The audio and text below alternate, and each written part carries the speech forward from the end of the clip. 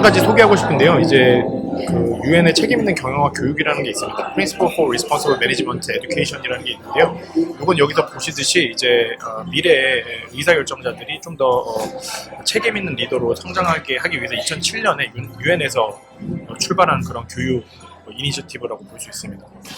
책임 있는 리더를 키워내기 위해서 이렇게 교육하자라는 프레임워크를 제안한 겁니다. 여기서 이제 제안한 프레임워크로 임팩트풀 5라는 게 있어요. 우리나라 말로 말하면 5가지 영향력 원칙 이런 정도로 이야기를 할 수 있는데요. 저는 이 5가지 원칙, 5가지 프레임워크를 이제 교육 현장에 좀 적용하기 위해서 노력을 했습니다. 그 내용을 좀 소개해 드리고자 하는데요. 여기 보시면 5가지 원칙은 meaningful, joy, social, active, iteration 해서 교육을 의미 있게 만드는 거, 교육을 기쁘게 만드는 거, 교육 현장에서 학생들 간의 상호작용을 활발하게 하도록 하는 거, 더 적극적으로 참여하게 하는 거, 계속해서 반복하는 어떤 시스템을 구축하는 거, 이렇게 5가지 원칙입니다. 제가 어떻게 적용했는지 보여드릴게요. 첫 번째로 이제 meaningful, 학습을 의미 있게 만들기 위해서는 우리가 그냥 일방적으로 지식 전달해서는 안 되고요. 학생들이 가지고 있는 지식과 경험을 존중하고 관심사, 배경, 관심 이런 것들에 맞춰서 학습을 설계해야 되겠죠. 그래서 저 같은 경우에 이제 프로젝트 팀 구성할 때 임의로 배정하는 게 아니라 학생들이 충분히 상대 학생이 어떤 관심과 어떤 전공을 하고 있는지를 알고 그거에 맞춰서 좀 자기 전공 지식이나 관심사를 심화할 수 있는 방향으로 진행하도록 했고요. 두 번째, 조이 앤 웰빙인데요. 교육이나 학습 과정에서 재미, 놀라움, 경이로움, 축하 이런 것들을 경험하기 있는 것이 중요합니다. 그래서 저 같은 경우에는 이제 팀 프로젝트나 개인 프로젝트 할 때 그냥 각자 개별로 과제 열심히 했다가 제출하는 이런 식으로 하는 게 아니라 상대방이 얼마나 열심히 하고 있는지 잘하고 있는지를 계속해서 투명하게 공개하도록 했어요. 그래서 이 과정에서 감정적으로 이제 좀 인볼브가 되다 보니까 학생들이 기쁘기도 하고 어떤 재미도 느끼고 그런 부분이었습니다. 세 번째 가장 중요한 부분이라고 생각하는데 이제 사회적 상호작용을 좀 활발하게 하는 거거든요. 그래서 학생들 간에 단순히 그냥 개인으로 왔다가 개인으로 가는 그런 쓸쓸한 교육 현장이 아니라 서로 친구가 되고 이제 평생 가는 어떤 지지자들로 될 수 있도록 만들어주는 게 중요한데, 그래서 저 같은 경우에는 이제 수업 현장에서 자리 배치도 신경을 써서요. 이제 1대1로 앉는 게 아니라 팀별로 앉아서 계속해서 한 학기 동안 수강하게 하면서 좀 같이 공동으로 경험을 쌓아나가도록 했습니다.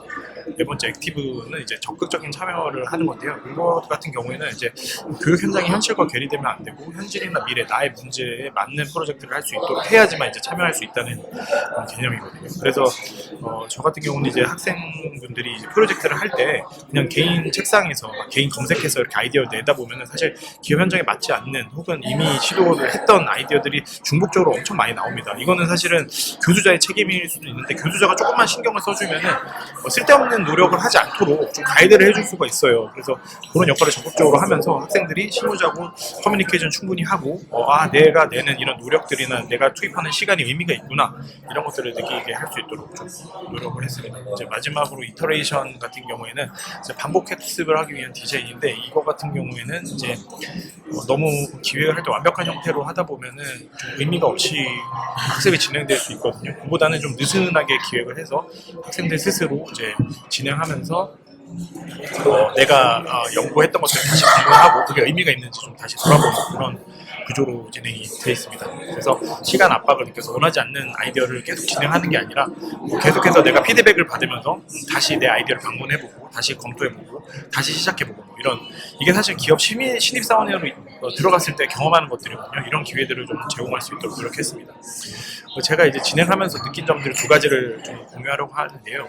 어떤 기업과 협력 수업에서 강의자의 역할에 대해서 이런 생각이 들었어요. 물론 티칭도 중요하지만 큐레이션하고 모더레이션이 되게 중요하다. 그러니까 단순히 내가 지식 전달자로서 이렇게 역할하는 게 아니라 교수나 강의자는 이제 학생들에게 실시간으로 이 학생들이 관심을 가지고 있는 지식에 관련돼 있는 관심에 관련된 그 정보를 검색하고 그것을 빠르게 좀 제공해 주는 게 학습에 심도 있는 학습을 가능하게 하고 또 자원 낭비를 막게 하는 가장 좋은 길이다라는 생각이 들었고요. 그 모더레이션도 역시 중요한데 이제 실무자나 커뮤니케이션 할 때 학생들이라서 아무래도 경험이 부족하다 보니까 조금 혼선이 발생합니다. 여기서 교수자가 그냥 학생들이 알아서 하도록 놔두게 되면은 좀 뭐라고 할까요? 좀 굳이 이 강의를 통해서 학생들이 학습할 필요가 없겠죠. 그러니까 교수자의 역할은 그 학생과 그 기업 간의 그 양 사이에서 이렇게 조율을 해주면서 좀 정확한 커뮤니케이션이 일어날 수 있도록, 또 서로 원하는 결과물이 도출될 수 있도록, 즉 기업 입장에서는 정말 좋은 비즈니스 아이디어, 그러니까 맨날 똑같은 학생들의 아이디어, 이미 해봤는 실패하는 아이디어가 아니라 진짜 이 학생들 되게 심도 있게 나왔네 라는 그런 만족스러운 결과가 나와서 기업 실무에 도움이 될 수 있게, 그리고 학생들 차원에서는 맨날 하던 것도 하고 있네 이런 식이 아니라 이제 기업에서도 나의 아이디어를 되게 가치 있게 느껴주는구나, 이런 경험을 할 수 있게 하는 것, 그런 모더레이팅의 역할을 교수자가 해야 된다는 거죠. 학생들을 바라보는 관점에서도 사실은 학생들은 이미 많이 알고 있습니다. 그리고 학생들은 강의자나 기업에서 말하는 그런 정보를 일방적으로 받아들이지 않아요. 이미 비판적 사고를 할 줄 아는 지식인들이고 지성인들이기 때문에 이제 양측의 정보를 잘 전달해야 하는 게 중요한 것 같아요. 단순히 기업 홍보 자료를 홍보 자료 성격의 그런 자료의 교육을 하면 안 된다고 생각하고요. 균형 잡혀서 이제 기업의 부정적인 측면이나 이런 부정적인 의견들이 있다라는 것도 충분히 교수자가 다루어줘야만 이제 이미 학생들이 알고 있는 지식 수준과 이제 매칭이 돼서 진짜 진정성 있는 교육이 일어날 수 있다 생각을 합니다. 두 번째로는 이제 팀원 간의 협력을 이끌어가기 위해서는 팀 구성에 있어서도 좀 적극적으로 개입을 해야 되겠구나, 그런 점들을 좀 느끼게 됐습니다. 네, 그래서 이제 이번 제가 수업을 진행하면서 이제 느꼈던 점들을 좀 간단하게 이렇게 나눠봤는데요. 기업과 협력한다는 점에서 아주 의미가 있었던 수업이었고, 또 무엇보다도 아까 말씀드린 것처럼 이제 기업에서도 정말 너무 좋은 아이디어다라고 칭찬도 많이 받았고, 당장 실행하겠다는 그런 의견도 받을 정도로 아주 성공적인 수업 운영이었다 생각하고요. 학생들도 아주 높은 만족도를 보였던 좀 의미 있었던 그런 수업이라고 생각해서 간단하게 공유를 해봤고, 또 아까 말씀드렸던 책임있는 경영 교육 원칙이라는 그런 전 세계 유엔에서 정한 교육 원칙이나 프레임워크도 많은 교수자분들이 효과적으로 사용하실 수 있을 것 같아서 간단하게 소개를 해보았습니다. 감사합니다.